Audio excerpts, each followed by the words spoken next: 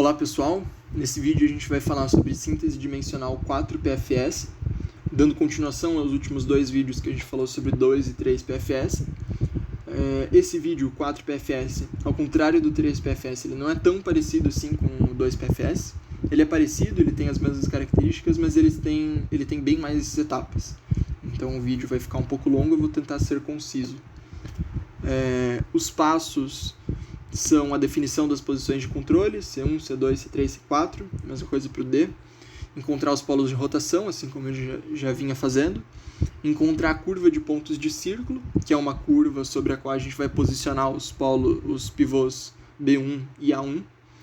Em seguida a gente encontra os pontos Q, T e U, que servem para vetar uma região para evitar defeito de ramificação. A gente veta uma região para B1. A gente também faz uma análise do defeito de ordem, vetando também outra região para B1. Em seguida, a gente posiciona B1 sobre a curva de pontos de círculo, encontrando os pontos B1, B2, B3, B4 e B0. Essa parte é análoga ao 2PFS. A gente também encontra as retas de Filemon, análoga aos 2 e 3 PFS. E o passo 8 também é análogo ao passo 6. A gente encontra escolhe o ponto A1 fora da reta de Filemon sobre a curva de pontos de círculo e encontra a 2, a 3, a 4 e a 0, assim como a gente já vinha fazendo, certo? Então, primeiro passo é a definição das posições de controle. Aqui a gente é um problema um pouco diferente do que a gente fez para o 2 e 3 PFS, também um desenho um pouco mais simples. A gente encontra os polos de rotação. Então, relembrando, os polos de rotação são encontrados pela interseção das mediatrizes. Então, o polo P12 é encontrado pela interseção da mediatriz de C1 e C2 com a mediatriz de D1 e D2. Lembrando que a mediatriz passa pelo ponto médio do segmento e é ortogonal a ele. A gente faz o mesmo passo para os outros polos. No total são 6 polos, são todas as combinações dos lados 1, 2, 1, 3, 1, 4, 2, 3, 2, 4, 3, 4. E em seguida a gente encontra o triângulo de polos 1. Esse triângulo de polos ele é diferente do triângulo de polos do 3PFS, que era o triângulo P12, P13, P23. Aqui agora vai ser todos os polos que têm índice 1, então P12, P13 e P14. E a gente encontra então os polos imagem refletindo os polos que estão fora do triângulo de polos em relação aos lados deles. Então, por exemplo, o polo P23 ele é refletido em relação ao lado P12, P13, para encontrar o polo imagem P23, 1. Esse 1 aqui está no subscrito, às vezes a gente vai simbolizar ele aqui no sobrescrito. E a gente escolhe o lado para refletir a partir dos índices. Então, o polo P23 vai ser refletido em relação aos lados P12 e P13. A gente pega os dois índices que formam esse polo P23 e usa ele para escolher os lados. Faz a mesma coisa com os outros dois, então P24 refletido pelo lado P12, P14 e o lado P34 refletido pelo lado formado pelos polos P13 e P14. Tendo gerado os polos imagem, a gente vai formar o quadrilátero de polos imagem 1. Existem 3 quadriláteros de polos imagem, a gente vai falar sobre eles mais para frente, mas aqui a gente pode escolher esse quadrilátero para gerar a curva de pontos de círculo, que é a próxima etapa. Então, ele é formado pelos polos P13, P14, P241, P341. Nessa ordem, esses aqui são os lados, não se deve confundir os lados com as diagonais. Então, em seguida a gente escolhe 2 lados opostos do quadrilátero de polos 1, ou do quadrilátero de polos, 2 lados opostos significando que eles não são adjacentes, e a gente traça a mediatriz de cada um desses lados. Em seguida a gente escolhe um ponto M', um ponto qualquer sobre a mediatriz de um dos lados, e encontra o ângulo que esse lado faz com o M'. Então, nesse caso, a gente marcou o ângulo P231, P13, M'. E Em seguida, a gente encontra o lado, ou um ponto análogo sobre a outra mediatriz, que define o mesmo ângulo. Então, se aqui o ângulo P231, P13, M', definir um ângulo de 73 graus, então aqui o ponto P241, P14, M', também deve definir um ângulo de 73 graus. Então, o ponto M' é escolhido de tal forma que o ângulo definido seja o mesmo. E aí, o que a gente faz é, a gente encontra os círculos que tem como centro M' e M' e passam pelo lado que os geraram. Então, esse círculo aqui de fora, ele tem centro em M' e ele passa por P13 porque foi o ponto do lado que gerou M'. E a mesma coisa para M'. Ele tem centro em M' e passa pelos pontos P14 e P241. A interseção desses círculos é marcada e nomeada por C0' e C0 . E esses aqui são os pontos de círculo. Acontece que o ponto M', ele foi escolhido ao acaso.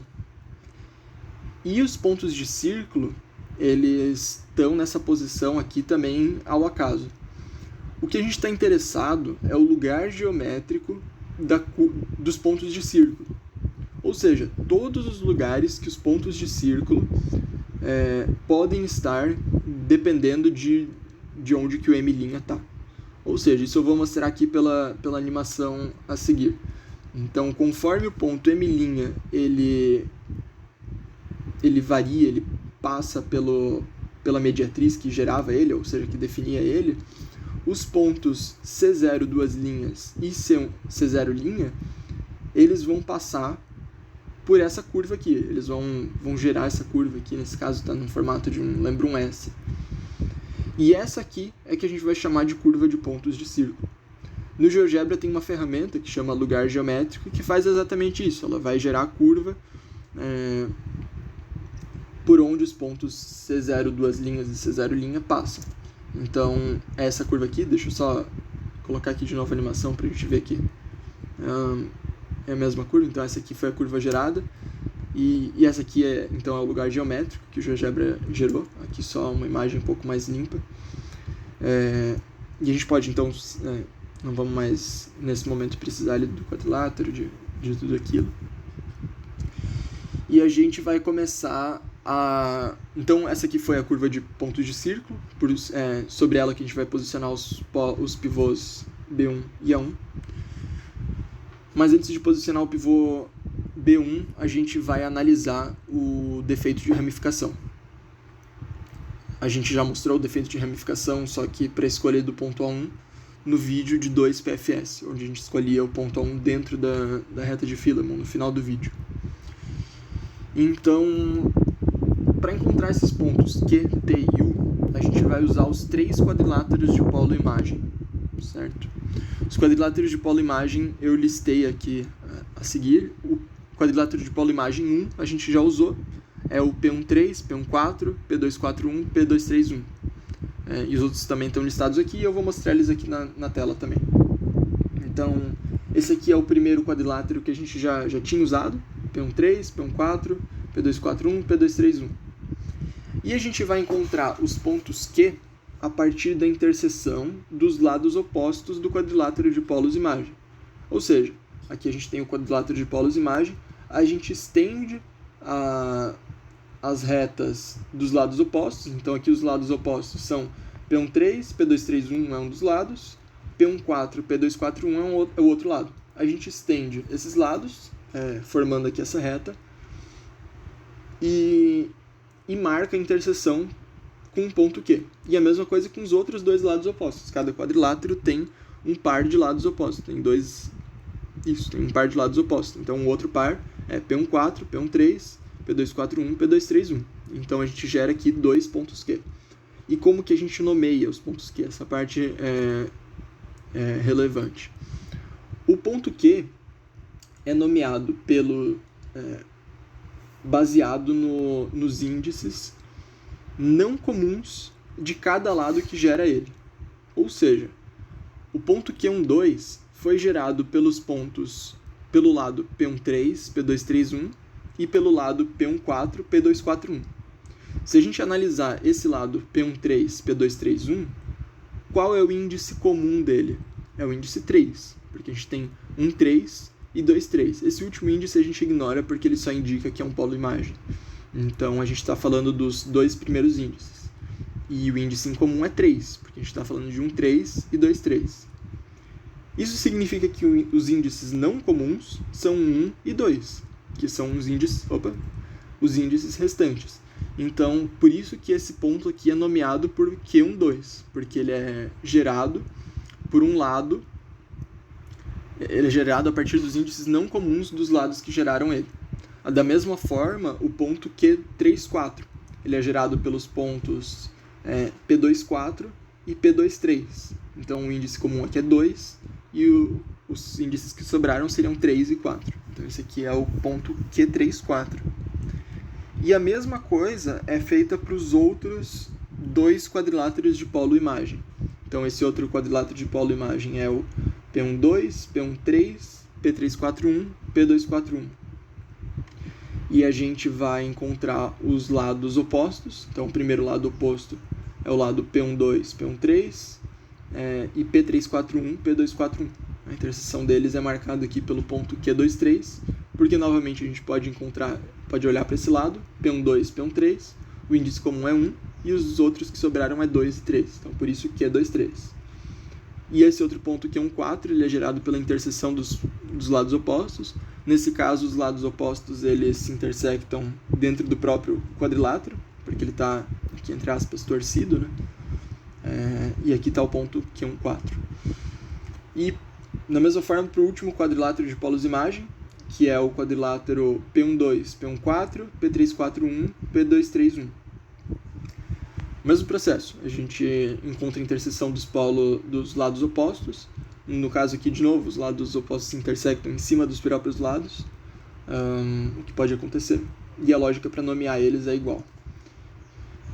E a gente então chega aqui com os 6 pontos Q. Os pontos Q sempre devem ter 6 porque a gente tem 3 quadriláteros de polo imagem e cada um deles gera 2 pontos Q. Já para encontrar os pontos T e U, nem sempre todos os pontos T e U vão existir. Então, eles também são gerados pelos mesmos 3 quadriláteros de polos imagem. Então, cada quadrilátero de polo imagem vai gerar 2 pontos Q e também vai gerar pontos T e U, um número indefinido. Pelo seguinte fato, a gente pega os lados opostos, assim como a gente fez para os pontos Q, só que ao invés de encontrar o ponto que está na interseção da reta dos dois, a gente traça círculos, cujos diâmetros são esses lados. Então, assim como a gente tinha feito no diagrama de círculos, o centro deles é o ponto médio e ele passa pelos pontos da extremidade.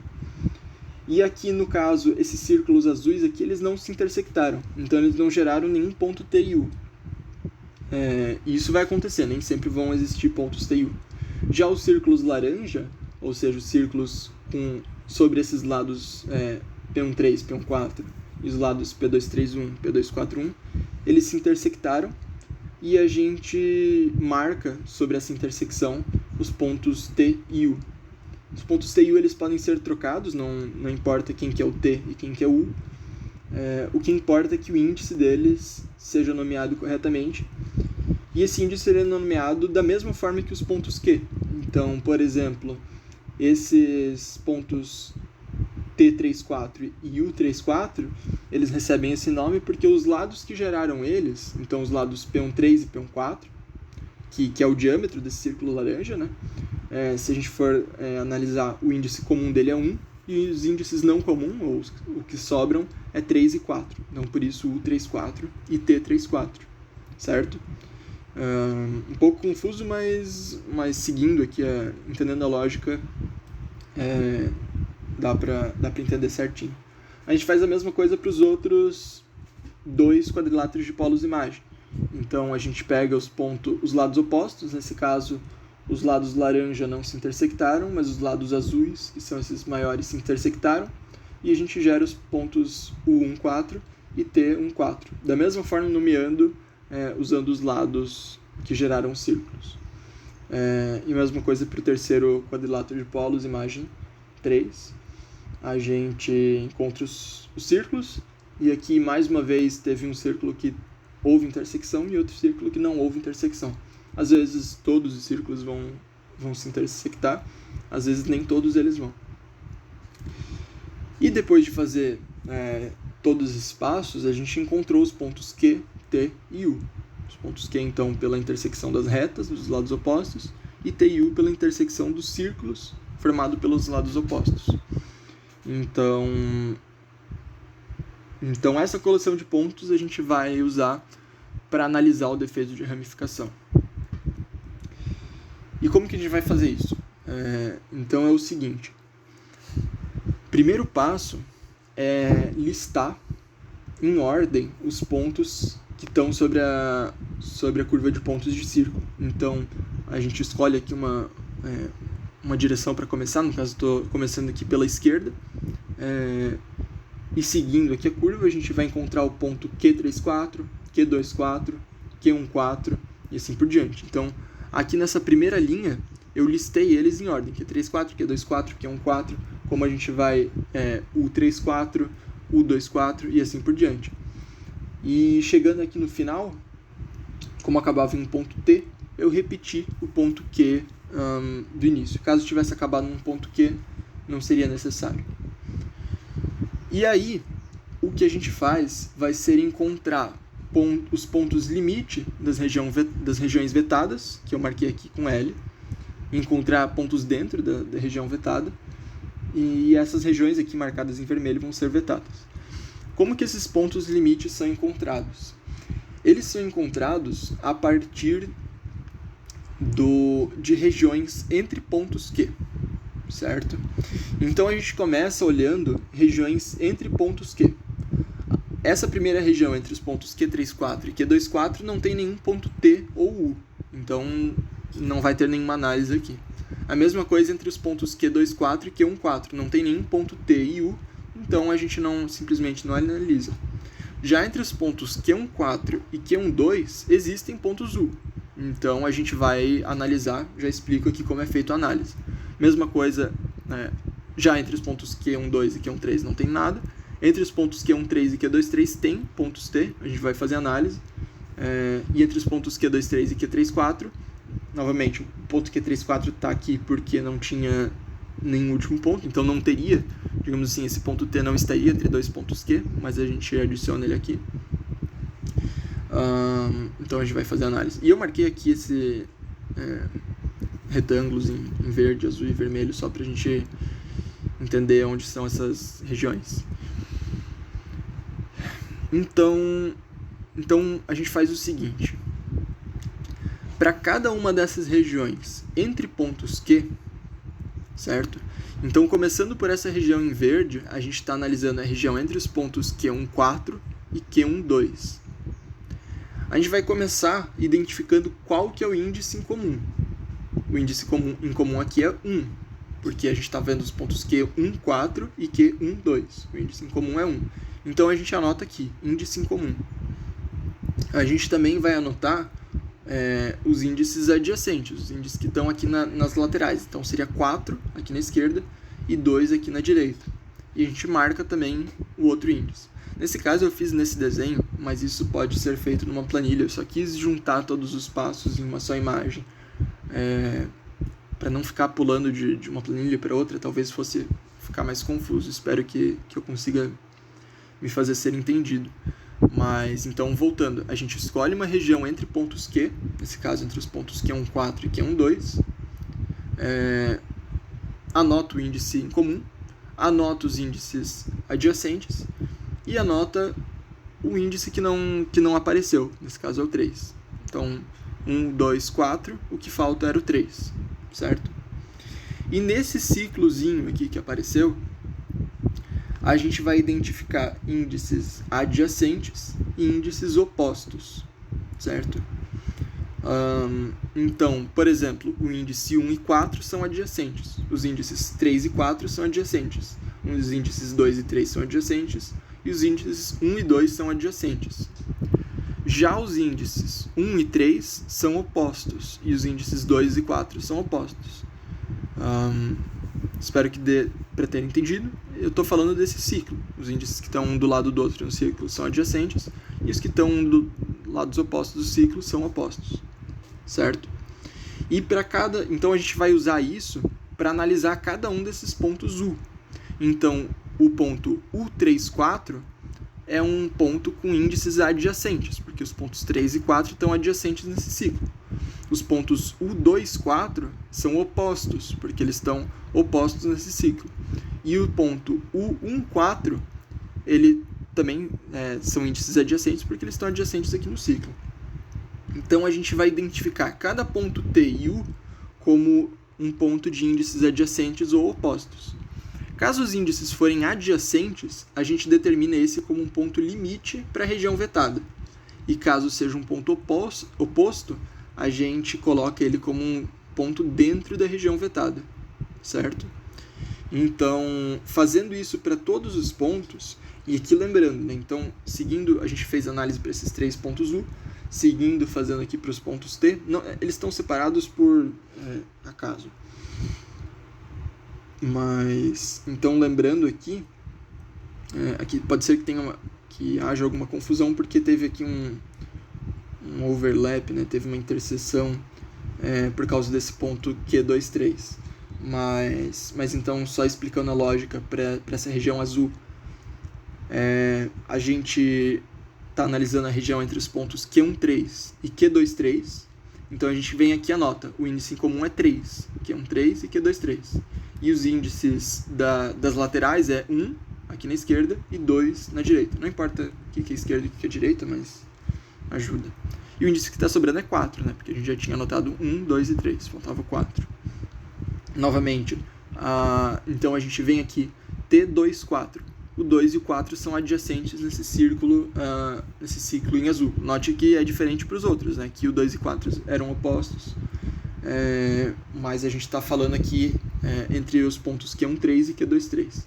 Então, o ponto T24 é um ponto limite para a região vetada, e o ponto T34 é um ponto dentro da região vetada, porque os índices 3 e 4 são opostos nesse ciclo. E a mesma coisa é feita nesse ciclo vermelho, que ajuda a identificar o ponto T14, certo? Tendo esses pontos limite e pontos dentro da região vetada, a gente consegue determinar a região vetada. Então, a gente pode observar que a região entre os pontos U34 e U14, ela é vetada, porque tem 2 pontos limite e tem um ponto dentro. Então, essa região toda aqui é vetada. Mesma coisa entre os pontos T24 e T14. Eles são pontos limites e tem um ponto dentro da região vetada entre os dois. Então, essa região entre os pontos U34 e U14 é vetada, e entre os pontos T24 e T14 também é vetada. Todo o resto é permitido, para o defeito de ramificação. Então, a gente volta aqui no nossa curva de pontos de círculo e deve identificar essas regiões. Então, entre U34 e U14 é uma região vetada, entre T24 e T14 também é vetada. Então, eu pintei aqui de vermelho na curva de pontos de círculo. Se fosse só esse defeito, a gente já poderia posicionar aqui o ponto B1 fora dessas regiões vetadas e estaria tudo certo. Mas a gente ainda tem que olhar para o defeito de ordem, que é o que a gente vai fazer a seguir. Então, a gente, novamente, com a curva de pontos de círculo marcada, a gente vai observar os polos de rotação. No caso, são os polos, todos os polos que estão sobre a curva de pontos de círculo. Então, vocês vão notar aqui que não tem os polos P23, P24 e P34, que são exatamente os polos que geraram esses polos imagem. Não precisa decorar porque eles simplesmente não estão sobre a curva de pontos de círculo. Então, a gente vai encontrar o ponto de Ball. O ponto de Ball, ele é a interseção dos círculos que passam pelos pontos P12, P13, P231, P12, P14, P241. Nessa figura aqui ele ficou fora da imagem, então dando um zoom aqui para fora, aqui está o ponto de Ball. Notem que não vai ter nenhuma ambiguidade, porque dois círculos sempre tem duas interseções diferentes, mas uma delas já passa pelo ponto P12, então só vai ter a outra para posicionar o ponto de Ball. E então aqui vai ficar o ponto de Ball e a gente vai usar ele para determinar defeito de ordem. O defeito de ordem, a gente vai começar a contar a ordem que a gente quer que o nosso mecanismo passe. No caso, a gente pode ver aqui, pela própria ordem que a gente colocou aqui, que a gente quer que o mecanismo passe pela posição 1, depois 2, depois 3, depois 4. Na verdade, isso vai ser sempre o caso, porque a gente vai posicionar os pontos de controle dessa forma. Então, o que a gente faz é, em uma lista, listar, então, colocar aqui, a gente faz uma coluna com a ordem antes do ponto P e depois do ponto P. É uma forma de fazer. Mas, na verdade, tem vários pontos repetidos aqui nas diagonais. Então a gente começa com a ordem de 1, 2, 3, 4. E assim que passar por cada ponto de polo, ou ponto de Ball, a gente vai mudar a ordem, certo? Então, por um acaso, a gente está começando pelo ponto de Ball, nem sempre vai ser esse o caso. Então aqui tem 3 regrinhas que vão citar como a gente faz isso. A primeira regra é a ordem começa em 1, 2, 3, 4, que a gente já fez. A ordem antes do primeiro ponto vai ser 1, 2, 3, 4. Os pontos P e J, ou seja, os pontos de polo ou polo-imagem, invertem I com J. Então, por exemplo, quando a gente passar pelo ponto P12, a gente vai olhar a ordem que a gente tinha antes do ponto e inverter o 1 com o 2. E assim para todos os polos. Já o ponto de Ball, a terceira regra, inverte toda a sequência. Então, como a gente está começando a gente começa a ordem 1, 2, 3, 4 antes do ponto de Ball. Passou pelo ponto de Ball, a ordem vai ser 4, 3, 2, 1. Certo? Então, esse 4, 3, 2, 1 é a ordem antes do próximo ponto, que é P3, 4, 1. E passando pelo ponto P3, 4, 1, então a gente vai observar os índices dele, lembrando que o último índice só indica que ele é um ponto de polo-imagem, então a gente está interessado nos 2 primeiros índices. E a gente tinha a ordem 4, 3, 2, 1. E a gente vai inverter o 3 com 4. Então a gente vai ficar com 3, 4, 2, 1. A gente pegou essa ordem e inverteu o 3 com 4. Permutou os dois. Então 3, 4, 2, 1 é a ordem depois do ponto P3, 4, 1. Que é a mesma que é antes do ponto P2, 4, 1. E a gente vai inverter então o 2 com 4. Então a gente tinha 3, 4, 2, 1. A gente vai ficar com 3, 2, 4, 1. A gente pegou essa ordem e inverteu o 2 com 4. E assim por diante. Então, passando aqui pelo ponto P14, a gente vai inverter 1 com 4, vai ficar 3, 2, 1, 4. Passando pelo ponto 1, 2, inverte 1 com 2, fica 3, 1, 2, 4. Passando pelo ponto 1, 3, inverte 1 com 3, fica 1, 3, 2, 4. E a mesma coisa para o último ponto. Acaba em 1, 2, 3, 4. Isso deve acontecer sempre. Deve começar com 2, 3, 4 e acabar com 2, 3, 4. Se isso não aconteceu, vale revisar para ver se algum erro foi cometido. E aí, a gente vai posicionar, ou as regiões livres de defeitos de ordem vão ser onde a gente tiver a ordem 1, 2, 3, 4. Mas vocês vão perceber que as únicas regiões onde tem a ordem 1, 2, 3, 4 é antes do primeiro ponto que a gente encontrou, que nesse caso foi o ponto de Ball, e depois do último ponto que a gente encontrou, que nesse caso foi o ponto P2, 3, 1. O que a gente vai fazer é analisar essas ordens em ciclo. Assim como a gente tinha analisado esses índices em ciclo, a gente vai analisar essas ordens em ciclo. Eu tentei colocar aqui os ciclos, não coube direitinho, mas a gente vai olhando um por um.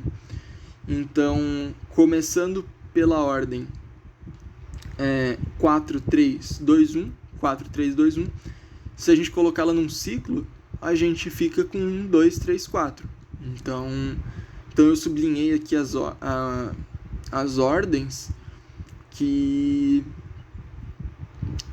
sublinha as ordens que estão, na verdade, na ordem 1, 2, 3, 4, só que estão uma permutação diferente aqui por esse ciclo. Analisando, por exemplo, 3, 4, 2, 1, coloquei aqui 3, 4, 2, 1. Mesmo analisando em ciclo, a gente não fica com 2, 3, 4, a gente fica com 1, 2, 4, 3. Então, não é uma região válida para colocar o ponto B1, a gente teria um defeito de ordem. Ou seja, ele tentaria passar o nosso mecanismo na ordem das posições 1, 2, 4, 3, que não é o que a gente quer. Da mesma forma, então, olhando para a próxima sequência, a gente tem 3, 2, 4, 1. Então, coloquei aqui 3, 2, 4 e 1. E mesmo analisando na sequência, a gente não consegue formar aqui 1, 2, 3, 4. Né? A gente teria 1, 3, 2, 4. Já a próxima sequência, 3, 2, 1, 4. Coloquei aqui 3, 2, 1, 4. Essa sequência ela forma 1, 2, 3, 4 no ciclo. Então, começando aqui do 1, a gente consegue formar 1, 2, 3, 4. Não necessariamente a gente precisa fazer, e o mesmo segue aqui para os outros, né? A gente pode ver que 3, 1, 2, 4 também não vai formar um ciclo, vai ficar, ou também não vai formar 1, 2, 3, 4, vai formar 1, 2, 4, 3. E a mesma coisa aqui, forma 1, 3, 2, 4, certo? E a última ordem, obviamente, 1, 2, 3, 4, fica 1, 2, 3, 4 em ciclo. Não é necessário, talvez, fazer esses diagramazinhos aqui, a gente consegue, talvez só olhando aqui, né, que 4, 3, 2, 1 ele forma 1, 2, 3, 4 nessa ordem. Aqui ele vai formar 1, 2, 4, 3. Aqui ele vai formar 1, 3, 2, 4. Aqui ele realmente forma 1, 2, 3 e 4 no ciclo, né? Aqui ele forma 1, 2, 4 e voltando aqui 3. Então, talvez não seja necessário fazer esse diagrama, mas ajuda. E aí marquei, então, aqui todas as regiões onde não tem uma ordem 1, 2, 3, 4. Então, a região antes do ponto de Ball tem a ordem 1, 2, 3, 4. Depois do ponto de Ball também tem 1, 2, 3, 4. A partir de P341 não tem, nem depois de P241, só tem depois de P14. Então, isso eu tô acompanhando aqui na tabela e estou indicando aqui na figura, né? Então, depois de P14 tem uma região permitida, onde não causa defeito de ordem, mas depois de P12 ela está proibida, depois de P13 está proibida, só depois de P231 que ela está permitida. Então, por isso que essas duas regiões aqui marcadas em vermelho, elas são vetadas por causa do defeito de ordem. E aí, juntando as regiões vetadas pelo defeito de ordem com a região vetada pelo defeito de ramificação, a gente vai formar aqui toda essa região vetada, marcada em vermelho. Também adicionei todos os pontos P, Q, T e U. Então são essas aqui as regiões vetadas. As regiões não vetadas não estão marcadas. Então, antes de P341, essa pequena região aqui, essa região aqui dessa alça um pouco maior, e por fim, depois de T14. E aí a gente escolhe B1, fora das regiões vetadas. Escolhido B1, o procedimento volta a ser parecido com o que a gente fazia no 3PFS. Então, o primeiro passo é encontrar os ângulos θ 2, θ 3, θ 4. Aqui é uma escolha. Eu estou fazendo isso parecido com o que a gente fez no 2PFS. Se vocês quiserem usar pontos cardinais como a gente fez no 3PFS, é uma opção, mas tem que usar 2 pontos cardinais agora, porque vocês vão usar o triângulo usando as posições 1, 2 e 3, e usando as posições 1, 2 e 4, 1, 3 e 4. Então, eu acho essa forma aqui mais fácil, mas fica a critério de vocês. Então, marcando os pontos θ e J, aqui θ1, 2, usando os pontos C1, P12, C2.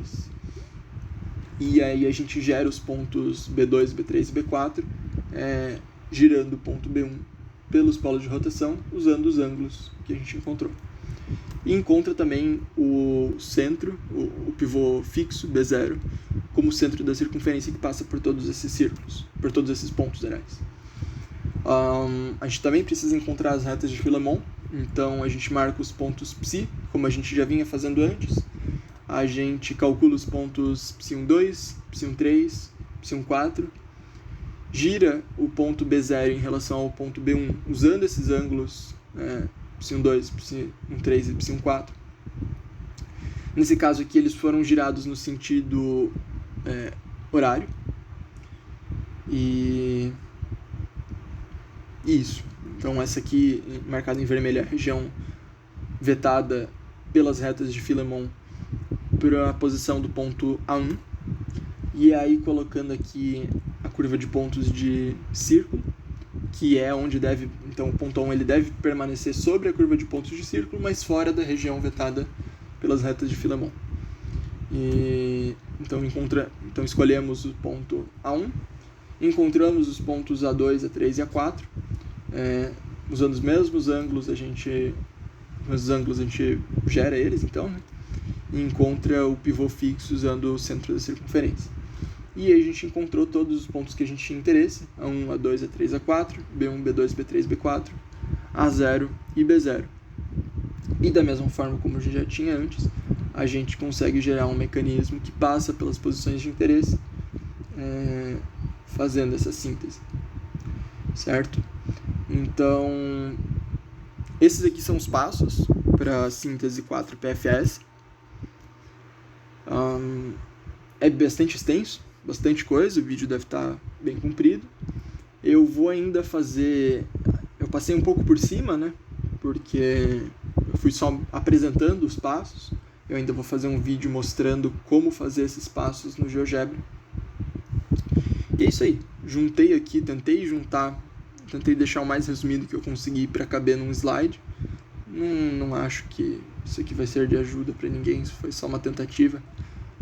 Que eu estava tentando colocar sempre um resumo no final dos slides. Mas se alguém quiser aproveitar, tá aí o resumo. Isso encerra, então, a síntese de posições finitamente separadas. E é isso. Agradeço pela paciência e até a próxima.